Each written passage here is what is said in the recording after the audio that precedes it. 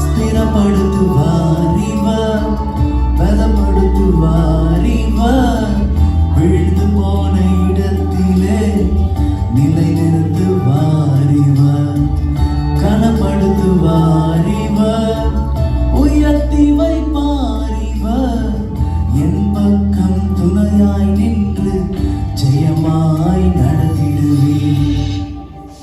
ஏதாகிலும் செய்து விடுவார், கதை மொத்தம் மாற்றி தருவார், அவர் நாமத்தின் மகிமைக்காய்